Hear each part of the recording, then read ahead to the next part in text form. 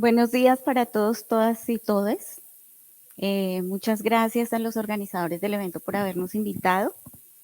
Es un placer ver caras nuevas, conocer gente nueva y conocer todo el trabajo que ustedes han estado haciendo durante la pandemia. Mi nombre es Luz Marina Umbacía, yo trabajo con Public Citizen. Es una organización que tiene su sede en Washington, pero desde hace aproximadamente 15 años ha venido apoyando el activismo en América Latina en diferentes países sobre temas de propiedad intelectual y medicamentos. Y en Colombia, soy colombiana, trabajo con una organización que se llama GHP Corp, que está dedicada a los derechos, a la defensa de los derechos económicos, sociales y culturales. Después de esta charla tan inspiradora del doctor Rossi, no quiero pasar a ser ladrilluda, porque mi formación es abogada y entonces a veces uno se concentra un poco en los temas jurídicos. Pero como sé que muchos de ustedes no conocen el detalle de qué es eso de propiedad intelectual, cómo se come, por qué afecta, por qué hay tantas discusiones, trataré de hacer la charla bastante sencilla para que lo entiendan y nos apoyen. Titulé la presentación Acceso a medicamentos y propiedad intelectual, el eterno dilema de América Latina. ¿Y por qué un dilema? Porque América Latina es un continente, una colonia española, hablamos el mismo idioma, a excepción de Brasil, pero nos entendemos muy bien con los brasileños. Y sin embargo, en lo importante tenemos mucha dificultad para comprendernos. Aún hablando el mismo idioma, estamos encerrados en discusiones, como decía el compañero, de temas de izquierda, de temas de derecha, de temas culturales, que en lugar de acercarnos nos alejan. Y mientras tanto, todo este poder corporativo y este poder de la salud como negocio nos ha ido penetrando y no nos hemos dado cuenta. Entonces, América Latina es como la clase media del mundo. África, todos sabemos que es un continente pobre, todos esos países viven pidiendo donaciones y todos gustosamente dan donaciones a África. Pero en América Latina, muchos de nuestros países nos creemos ricos y no somos ricos. Entonces queremos entrar a la OCDE, queremos estar en todas las instancias de toma de decisiones de los países desarrollados y en ocasiones los datos de los países no son tan reales como se presentan y es donde están presentes las inequidades. Y están todas estas poblaciones olvidadas, invisibilizadas y ninguneadas, como decía el doctor Rossi. Entonces, cuando Latinoamérica tiene una necesidad, entonces los países desarrollados y los países de la comunidad dicen, no, pero allá está Brasil, está México, Argentina, son países que tienen un desarrollo muy grande y que pues ellos no necesitan donaciones, ellos se pueden defender. ¿Mm? Y estamos ahí en sándwich, ¿no? Somos muy ricos para que nos hagan donaciones, pero pues somos muy pobres para ser, digamos que miembros de esas élites exclusivas a nivel mundial. Y frente a la salud no se alcanza a ver, pero esta es una balanza, una gráfica que salió por el Banco Interamericano de Desarrollo, es una gráfica en donde están allá los países ricos montados con todo el capital que se ha ido formando como resultado del negocio de la industria farmacéutica, porque se ha llenado de dinero, mientras que el resto del mundo, es el sur, dentro del cual está Latinoamérica, está esperando y haciendo fila para poder llegar. Hemos esperado para la información. Hace 2 años, lo primero era que escuchábamos noticias y estábamos viendo los videos de cómo en China rápidamente construían un hospital. Después empezaron a hablar de que ya se estaba acercando y salían noticias y entonces todos estábamos viendo cómo conseguíamos información, ¿no? Y la información siempre venía del norte. había mucha confusión y la información, de alguna manera nos sentíamos que cada día era diferente, diferente, diferente, y eso generaba unas asimetrías y unas inequidades. Esas asimetrías y esas inequidades no fueron nuevas, ¿no? Venían con el VIH y han sido insertadas en la región a través de las normas. Entonces hay clubes mundiales, la Organización Mundial del Comercio, la Organización Mundial de la Salud, y uno tiene esas instancias como instancias que de alguna manera regulan esos temas de salud y de comercio a nivel mundial. Pero como en todos los clubes, hay unos que tienen más poder que otros y siempre las decisiones se toman con base en los países que tienen mayor poder. Y las normas se imponen de acuerdo a los intereses particulares de los países que tienen mayor poder.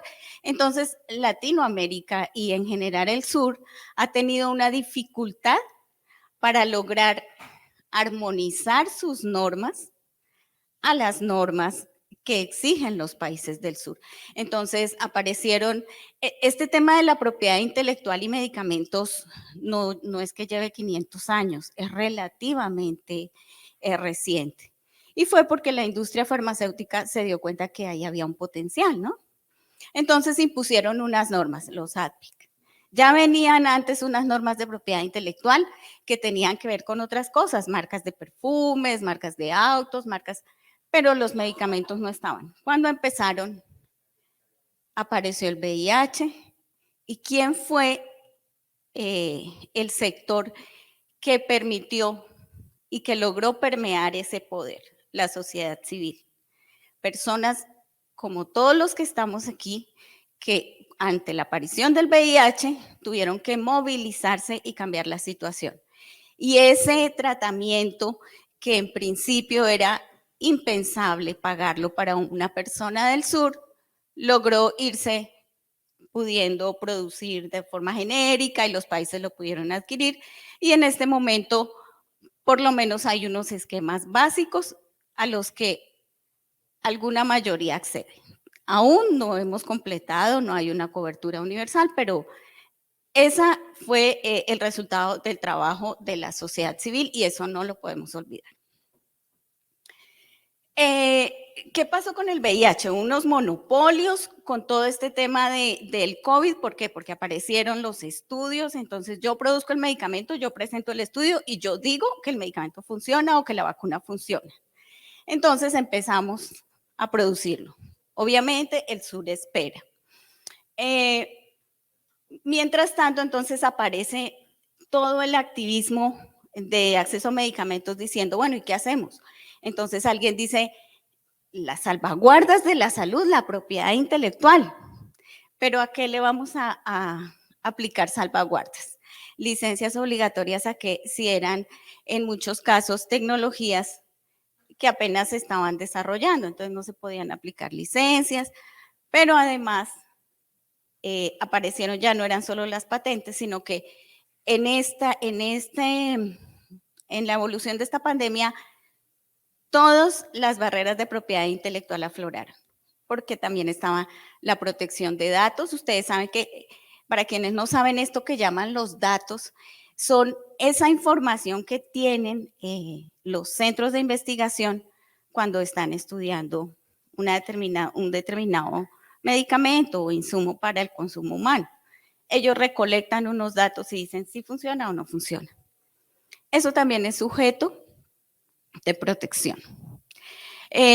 Los modelos industriales, cuando empezaron con el tema de los respiradores, cada productor empezó a reclamar su derecho porque esa era la oportunidad del negocio.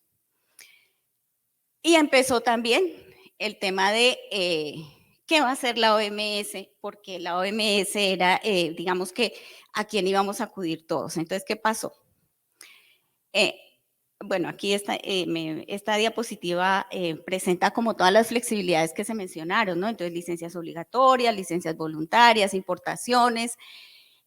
ABOS muy generosamente cedió sus patentes para que Kaletra, que fue uno de los medicamentos que inicialmente se pensaba que podía ayudar en el tratamiento para el COVID, entonces era una oportunidad de negocio, entonces listo, se dio y cuando nosotros hicimos una investigación tratando de verificar si efectivamente esta sesión de la patente había tenido un efecto y no fue así. Los países seguían comprándola al mismo precio, no había producción genérica, pues estábamos en medio de una pandemia. O sea que bueno, sí, fue un pronunciamiento que en la práctica no tuvo un efecto específico.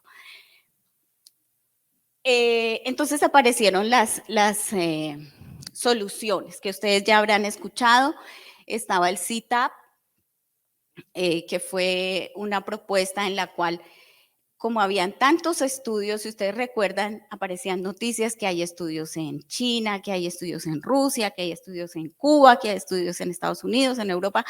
Entonces hubo una propuesta en la cual, listo, vamos a reunir toda esta información para que el mundo en general pueda desarrollar una cura, en ese momento una vacuna, evitar las muertes que estaban sucediendo. Sin embargo, hasta la fecha, CTAP ha sido uno de las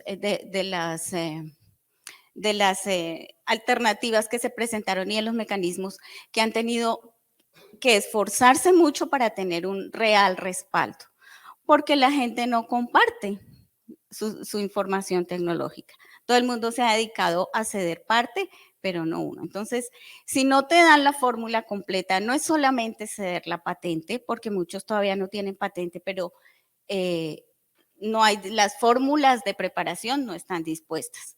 O el material con el que se preparan las vacunas no es suficiente o no hay mayor información. Entonces, se han hecho varios avances, pero realmente no ha sido suficiente. Está el acta que también fue con apoyo de la OMS y de algunos gobiernos, de organizaciones de cooperación y todo, de manera muy técnica se ha desarrollado, entonces tiene 4 pilares, un pilar de diagnóstico, un pilar de tratamiento, un pilar de inmunización y un pilar que se llama sistemas de salud, que es el que ayuda como a interrelacionar todo esto. Sin embargo, sigue siendo insuficiente. Dentro de ellos está COVAX, ¿no? Ahí dentro de ese mecanismo está COVAX, que tampoco funcionó. ¿Por qué? Porque quien tuvo el dinero para pagar la producción, pagó y tomó la producción. Entonces, quedamos nuevamente atrás. Ahí se ha producido el apartheid de vacunas y vamos para el apartheid de tratamientos. Otras alternativas, el Medicines Patent Pool. Ellos han logrado negociar algunas vacunas, pero desafortunadamente en Latinoamérica, como estamos entre la clase media, entonces solo 5 países de Latinoamérica se han visto favorecidos en Centroamérica y Bolivia con estas licencias. Mientras tanto, hay algunos apoyos a producción local en Brasil y en Argentina, pero estos apoyos no son suficientes para la distribución regional. O sea que es simplemente como una fachada. El acuerdo de exención es lo otro que se ha planteado. ¿Y qué es la exención? Algunos países, India, Sudáfrica, hicieron una propuesta, empezaron a revisar la norma y hicieron una propuesta a la Organización Mundial del Comercio y entra el otro club, el que dicta las normas, para decirle, señores, Organización Mundial del Comercio, reunamos a los países y vamos a discutir, porque ante esta pandemia es necesario que las medidas de protección de propiedad intelectual se suspendan, por lo menos temporalmente. Y al comienzo hubo esperanza. Ese era un procedimiento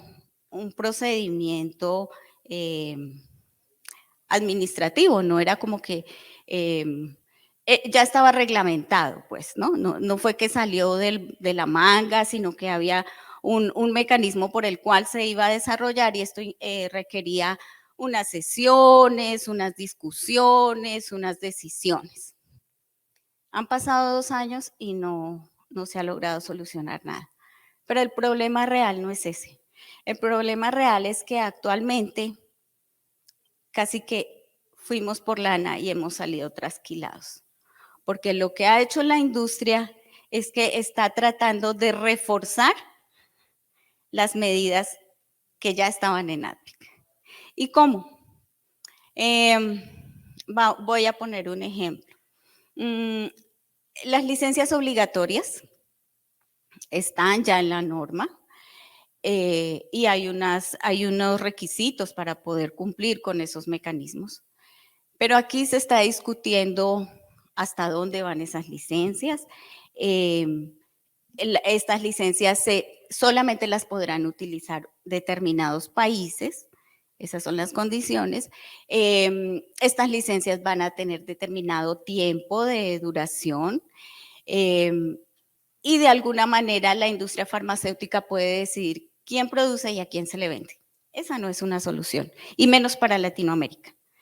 ¿Por qué? Porque Latinoamérica tiene la capacidad, y han habido varios estudios en los cuales se ha demostrado que Latinoamérica tiene la capacidad de producción. Este cuadro usted lo pueden revisar en MedSpalm, que es en la página web del Medicine Patent Pool. Todos estos medicamentos que han estado involucrados en medicamentos y vacunas en el tema de COVID ya tienen protección de algún mecanismo de propiedad intelectual. Y son todos los países que están ahí: Argentina, Bolivia, Brasil, Chile, Colombia, Ecuador, México, Paraguay, Perú, Uruguay, Venezuela. Está Cuba, que tiene todo el tema del bloqueo y que por estas peleas de izquierda y de derecha, entonces Cuba está trabajando en la vacuna, pero entonces no todos los países tienen acceso a la vacuna de Cuba. No la compramos a Cuba porque es que Cuba es de izquierda. Y no estamos viendo, las decisiones han sido tomadas no desde el punto de vista académico, no desde el punto de vista de salud, sino han sido decisiones políticas mal tomadas. ¿Qué estamos haciendo en América Latina? Hay una red, algunos de ustedes estarán en el grupo de WhatsApp, hay varias organizaciones que están trabajando. En este momento, ya las vacunas, digamos que están en manos de todos estos entes que está respaldando la OMS, y ya vamos como en la tercera o cuarta generación de vacunas, porque estas vacunas tampoco es que hayan sido muy efectivas, pero aparecieron los tratamientos. Y hay 4 países en este momento que están tratando de utilizar flexibilidades. Chile y República Dominicana han solicitado licencias obligatorias. Colombia y Perú han utilizado uso gubernamental. Los 4 países lo que quieren es que sus gobiernos permitan la producción local o la compra de genéricos para sus habitantes y no sigan muriendo. Porque como han dicho todos ustedes, el COVID desapareció por un decreto, ¿no? Ya como nos hacemos pruebas, no sabemos que existe, entonces, pero el COVID está acá. Y nadie estará a salvo hasta que todos estemos a salvo, porque el virus no conoce de color político ni conoce de fronteras. Ayer, Richard les contaba que ha presentado un derecho de amparo porque Costa Rica no ha adquirido Paxlovid para tratar esto. Y no lo ha adquirido no porque no quiera, es que Pfizer tiene una capacidad limitada de producción. Y cuando aparecen los tratamientos, los gobiernos en Latinoamérica, incluso uno por uno, se fue a negociar. Así pasó con las vacunas. Contratos cerrados, con condiciones extremas, y en la misma medida y con los mismos riesgos que asumieron, fueron recibiendo las vacunas. Y algo parecido podría estar pasando con los tratamientos. Entonces, si ya hay compromisos de compra, tenemos que esperar a que haya la disponibilidad. ¿Cuál es el problema? Tenemos todo lo que tiene que ver con derechos humanos, derecho y salud, aquí al lado derecho, y al lado izquierdo todo lo que tiene que ver con normas comerciales. Hay unas normas Pero ¿por qué suceden estas cosas y tenemos que entenderlo para poder generar estrategias de incidencia política? Las normas que tienen que ver con derechos humanos, derecho a la salud, están guiadas por el organismo internacional global, es la Organización Mundial de la Salud, están Naciones Unidas, y aquí hago el reconocimiento, no porque esté aquí el representante de ONUCIDA, sino porque ONUCIDA ha sido la única organización que desde el principio de las licencias obligatorias yo doy fe de que ha respaldado estos mecanismos. Otras organizaciones de Naciones Unidas han permanecido en silencio, incluso al principio. Ahora se ha manifestado, pero más allá de la manifestación, no hay. Toda esa norma de la Organización Mundial de la Salud no es vinculante, mientras que la norma comercial sí obliga a los países, porque si no cumple, los países son sancionados. Entonces tenemos que buscar estrategias que permitan que las normas y los derechos humanos, el derecho a la salud, se generen normas vinculantes para los países como lo son las normas comerciales. Ya se me ha acabado el tiempo. Tenía alguna información sobre producción local. Latinoamérica ha empezado a producir por la técnica tradicional, virus atenuado y todo esto, porque todo el RNA mensajero viene de arriba y eso no tenemos la información y se demora más la instalación, pero no podemos permitir eso. Y tampoco podemos conformarnos con estar produciendo tecnología tradicional cuando podría Latinoamérica desarrollarse y producir localmente tecnología de punta. Voy a pasar esto. Y aquí tengo unas preguntas. ¿Es suficiente una declaración de soberanía sanitaria? Hay varias corrientes que dicen, no, vamos a declararnos países soberanos sanitariamente y vamos a producir. Yo diría que más allá de una soberanía necesitamos una solidaridad, porque no podemos cada país empezar a producir. ¿Y quién nos va a comprar si todos estamos produciendo, pero además no creemos mucho y seguimos comprándole a Pfizer, ¿no? Entonces tiene que haber una solidaridad. ¿Sí? Entonces esa soberanía, tenemos que tener claro qué va a significar soberanía para poder defender esa soberanía sanitaria. Cuba, Brasil y México son los países que se encuentran más desarrollados a nivel de producción de vacunas. Es importante desarrollar estudios geoestratégicos que permitan la capacidad y el desarrollo de estos países para que las vacunas y los productos, tratamientos y dispositivos médicos puedan ser distribuidos de manera equitativa a la región y que puedan abastecer a la región. Y hacia allá es donde sugerimos que orientemos nuestras estrategias de incidencia. Estos mecanismos de ACTA están generando capacitaciones, han fortalecido instituciones de investigación en Brasil y en Argentina, pero es importante que estemos haciendo una veeduría a cómo se va a desarrollar esa producción.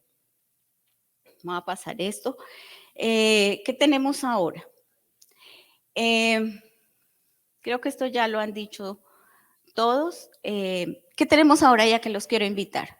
Hay un grupo de WhatsApp que muchos de ustedes ya conocen. Quienes no están, con mucho gusto me pueden escribir y los podemos inscribir para que ustedes tengan información y conozcan la discusión en el día a día de lo que está pasando. Estamos tratando de fortalecer estas solicitudes que se están haciendo de los países para el uso de flexibilidades.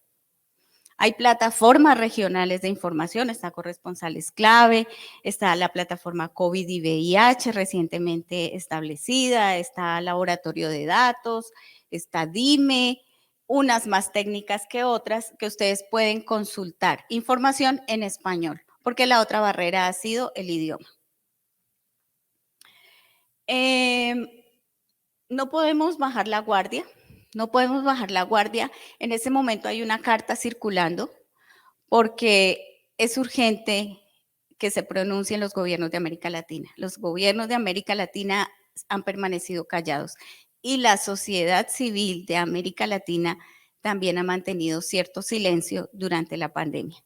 Entonces, casi que hemos ido al vaivén de la pandemia. Es importante pronunciarse y exigir a los gobiernos que tomen y asuman una posición frente a estas negociaciones, por ejemplo, de exención. No tiene sentido que después de 2 años se siga negociando y hay un riesgo y es que quedemos peor de lo que ya estamos. Entonces, eso lo podemos hacer como sociedad civil desde sociedad civil hacia los gobiernos y como sociedad civil a nivel regional. Se me acaba el tiempo, digamos que si tienen alguna duda o completaré con sus preguntas. Muchas gracias.